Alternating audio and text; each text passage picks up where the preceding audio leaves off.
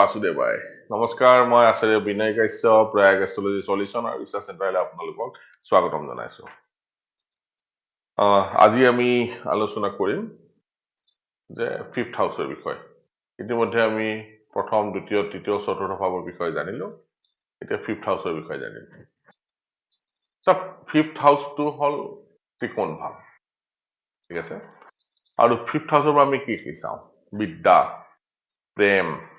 আকস্মিক প্ৰাপ্তি কিছুমান যে হঠাৎ হিউজ এমাউণ্টৰ কিবা এটা পালো আকস্মিক যেটো প্ৰাপ্তি আছে সেইটো আমি ফিফথ হাউসৰ পৰা চাম আৰু লগতে আমি কি চাম যে কোনোবা কালচাৰেল লাইনত কিমানখিনি ওপৰত যাব পাৰিব ৰাজ কৰিব পাৰিব সেইটো আমি ফিফথ হাউসৰ পৰা চাম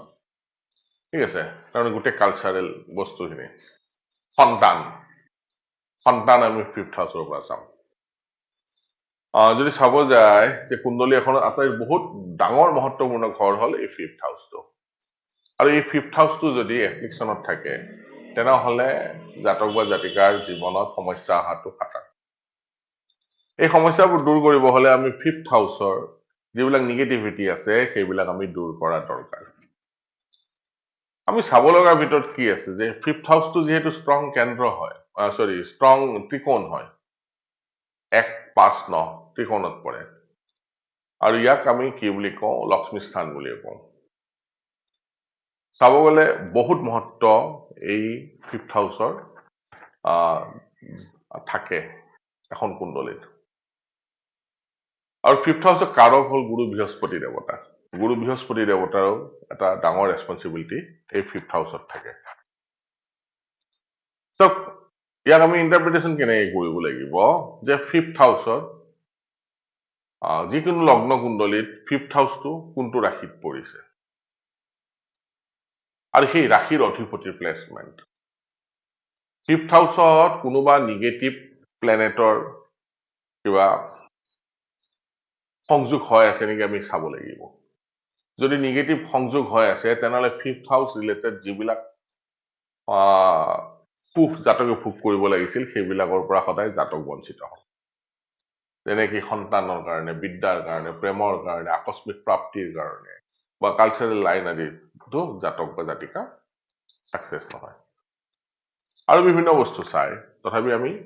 থুলমূলকে যিখিনি দৰকাৰ সেইখিনি বিষয়ে আলোচনা কৰি আছো সেইকাৰণে ফিফথ হাউসৰ ইমান বেছি ইম্পৰ্টেন্স আছে যে সেই ইম্পৰ্টেন্স বিলাক আমি সদায়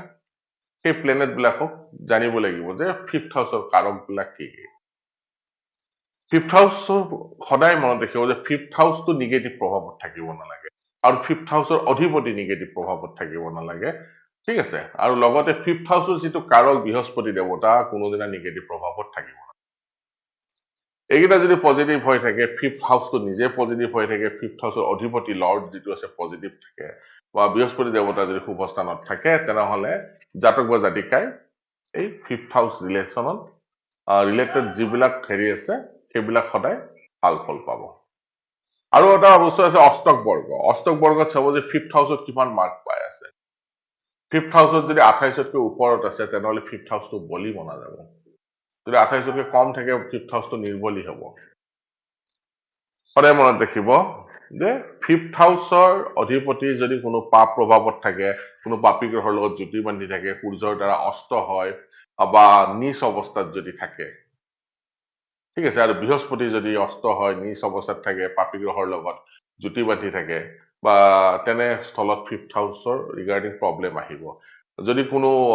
অশুভ গ্ৰহই ফিফথ হাউসত ডাইৰেক্ট দৃষ্টি দি থাকে বা কোনো ফিফথ হাউসত যদি কোনো নিজ গ্ৰহ থাকে তেনেহলেও ফিফথ হাউস ৰিগাৰ্ডিং প্ৰব্লেম বিলাক আহিব সেইকাৰণে ফিফথ হাউসটোক আমি বল দিয়া দৰকাৰ হ'ব